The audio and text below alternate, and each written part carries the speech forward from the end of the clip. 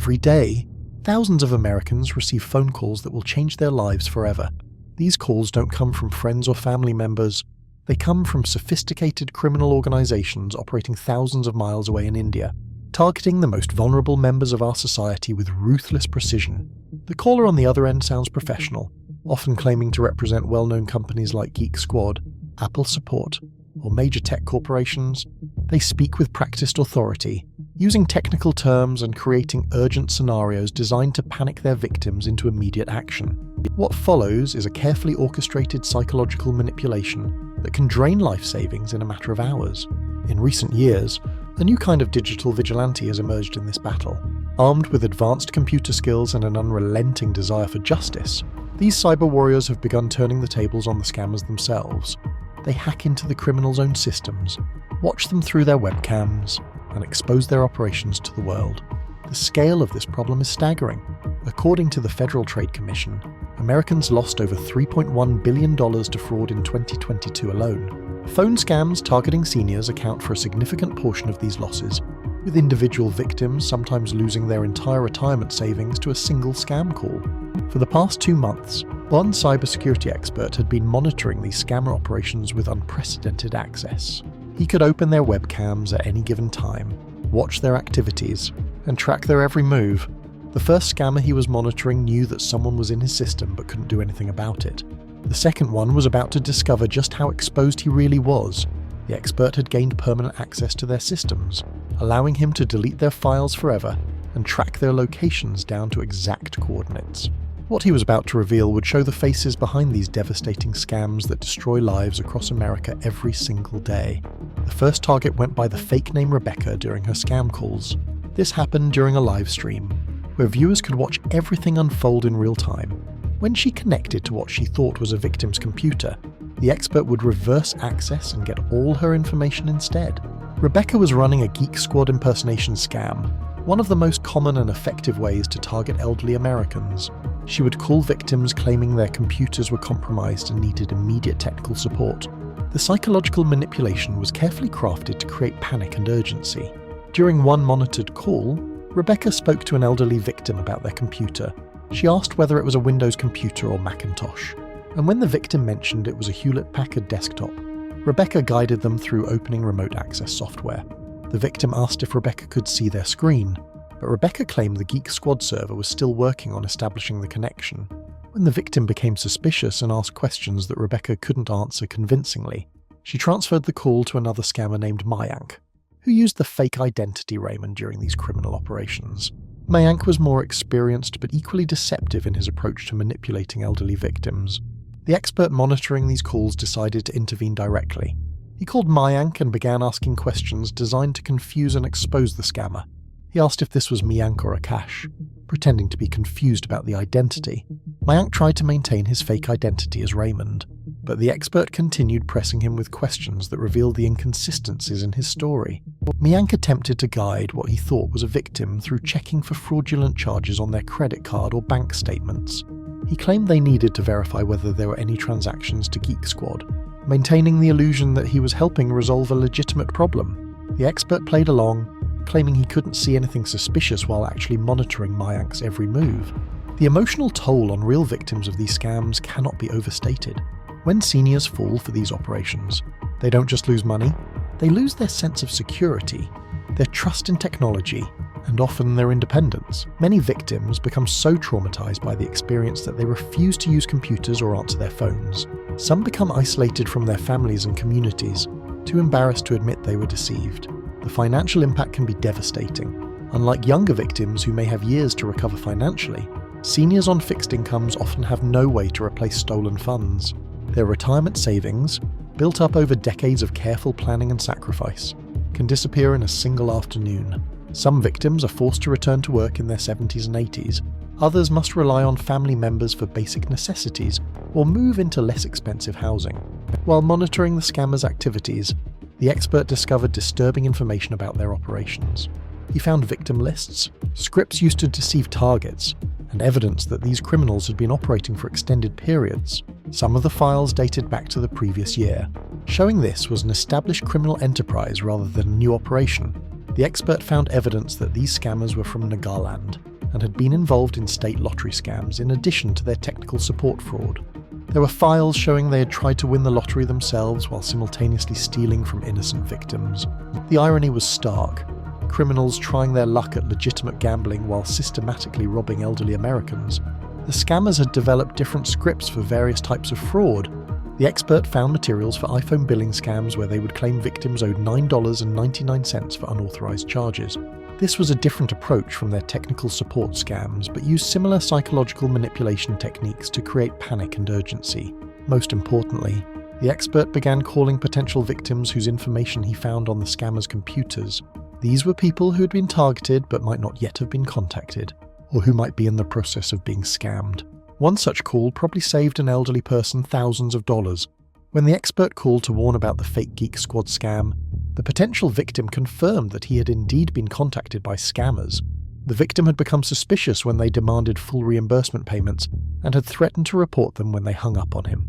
The warning call validated his instincts and prevented him from becoming another statistic in the growing list of scam victims. The expert's work went beyond just monitoring and warning. He actively disrupted the scammers' operations by deleting their files and removing the tools they needed to continue their crimes. Victim lists, contact information, and scripts were systematically destroyed, making it much harder for the criminals to resume their activities even if they managed to secure their compromised systems. The most dramatic moment in this digital investigation came when the expert decided to confront the scammers directly, while monitoring their activities through their own webcams. During a live stream, he was able to show viewers exactly what the criminals looked like and where they were operating from. The cameras weren't just surveillance tools, they became windows into the actual faces behind these devastating crimes. One viewer named Daniel joined the stream just as this breakthrough was happening. The expert excitedly showed Daniel that the scammer's webcam was open, providing a live view of the criminal at work. There was even a photo visible in the background of the scammer's room, adding personal details that made the criminal's identity even more concrete and traceable. Based on the footage and other intelligence gathered during the monitoring operation, the expert was able to determine that Rebecca was operating from an apartment complex in Siliguri, India. The specific location was on Maiden Road, directly across the street from a travel agency and next door to a children's music school. This wasn't some anonymous criminal hiding in the shadows. This was a person operating from a traceable location with identifiable landmarks. Unfortunately, Rebecca went offline before she could be confronted directly, but the expert promised that other scammers in the network would face direct confrontation later. The message was clear that these criminals were no longer operating with the anonymity and protection they had assumed. The second major target was Sahil Gupta, who was running what had to be one of the most boring scam operations ever devised: fake printer support calls. Sahil would contact victims claiming their printers needed technical support, then gain access to their computers under the pretense of fixing non-existent problems. The mundane nature of printer problems made this scam particularly insidious, because victims were less likely to be suspicious of such a routine technical issue. Sahil showed some awareness of digital security concerns. The expert observed that he would often cover his webcam when conducting scam calls with victims. However, he wasn't consistent in this practice, sometimes forgetting to cover the camera or uncovering it when he thought he wasn't actively scamming someone. This inconsistency allowed the expert to observe him for extended periods and gather detailed evidence of his criminal activities. The surveillance revealed that Sahil was located in Uttar Pradesh, India, according to his resume, which the expert accessed from his computer files. Sahil was 23 years old. He described himself as having good communication skills, a positive attitude, and the ability to learn new things quickly. Most ironically, he claimed to be a hard worker, apparently applying this work ethic to his criminal enterprises rather than legitimate employment. During the monitoring period, the expert discovered that Sahil had 3 different hard drives containing extensive information about his criminal operations. He wasn't limiting himself to printer scams, but was involved in several different types of fraud schemes. His computer contained scripts for different types of calls, victim information from both the United States and the United Kingdom, and coordination materials for working with other scammers in his network. The expert systematically removed all traces of these criminal files from Sahil's computer. Victim lists, scam scripts, and coordination materials were deleted to disrupt both current operations and future criminal activities. The goal was to make it as difficult as possible for Sahil to resume his crimes, even if he managed to secure his compromised systems. The most revealing moment came when the expert observed Sahil in his group chat with other criminals and his supervisor.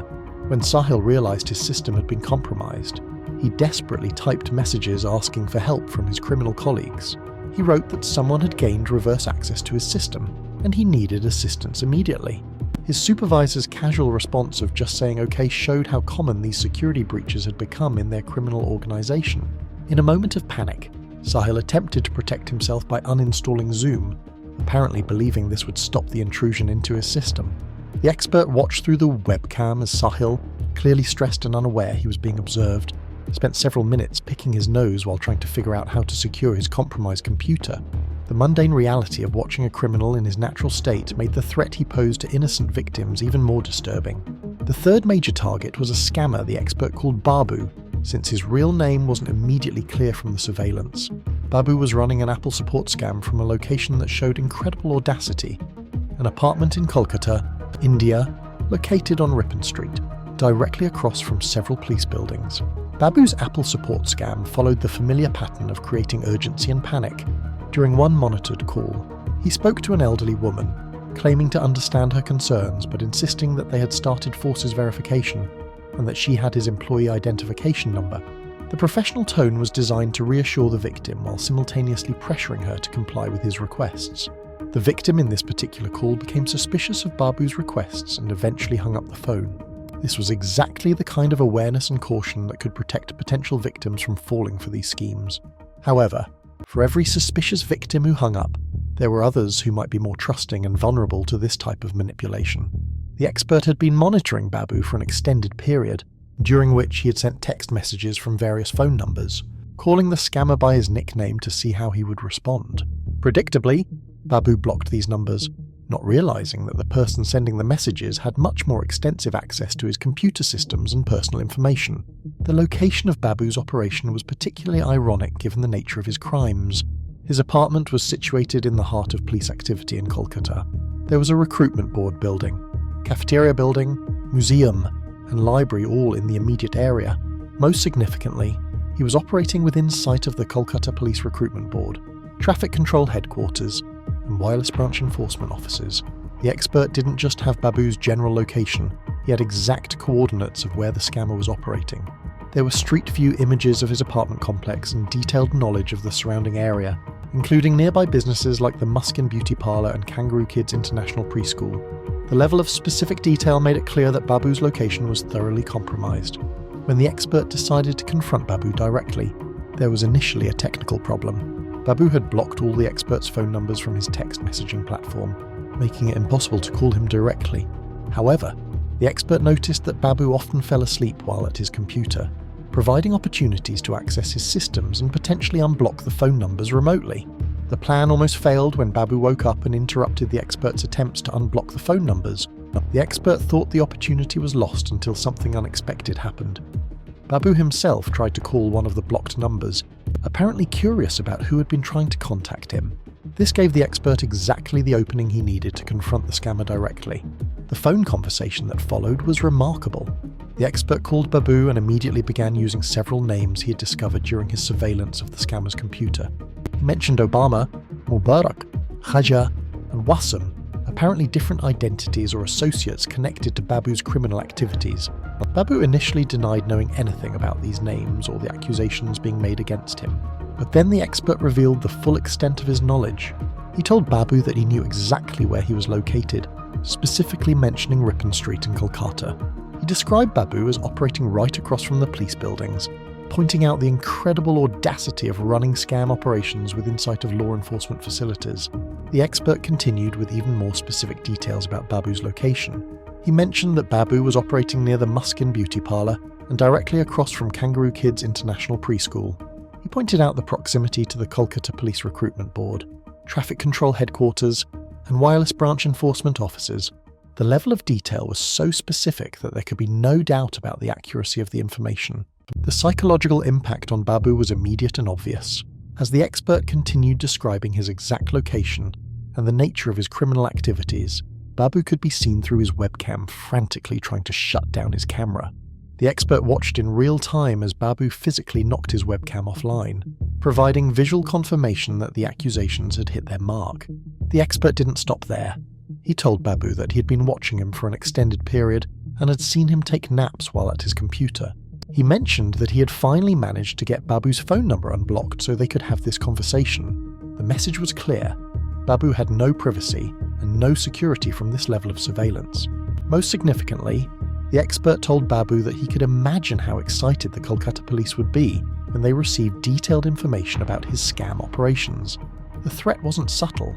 The expert had enough specific information to provide law enforcement with everything they would need to locate and investigate Babu's criminal activities.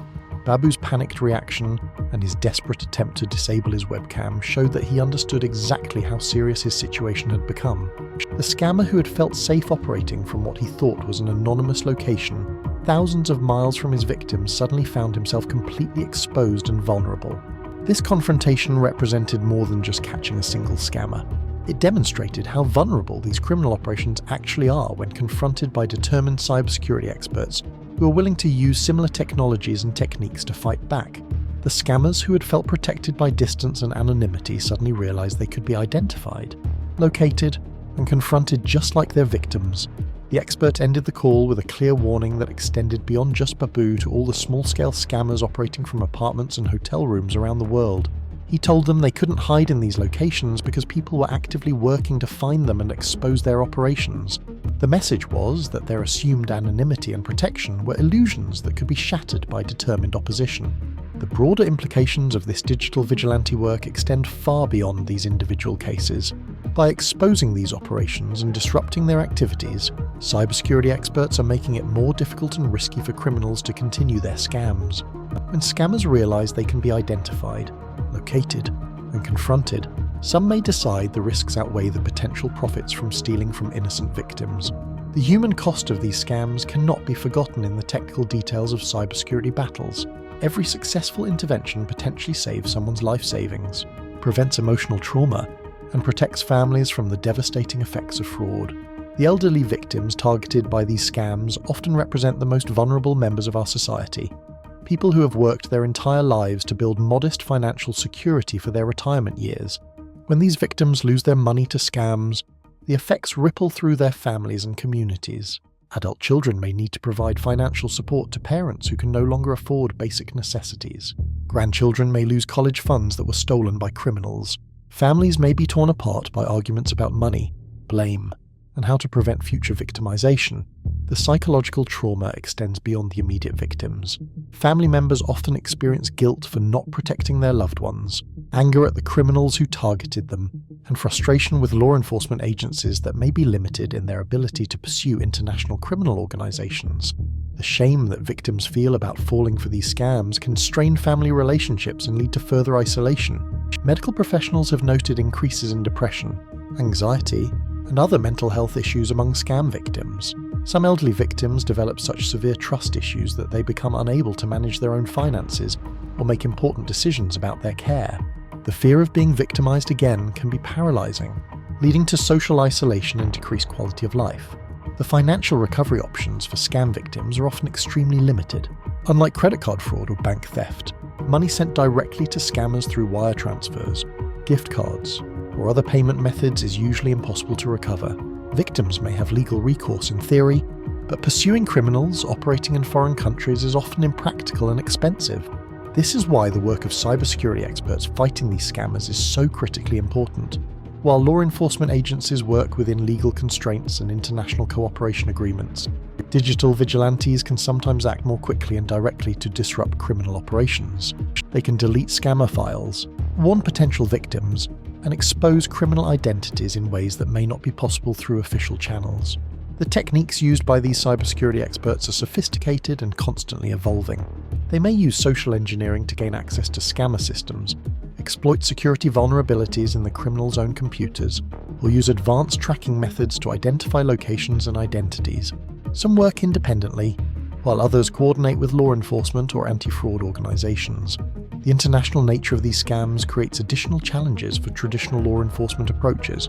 Criminals operating in one country may target victims in dozens of other countries, making coordination between different legal systems complex and time-consuming.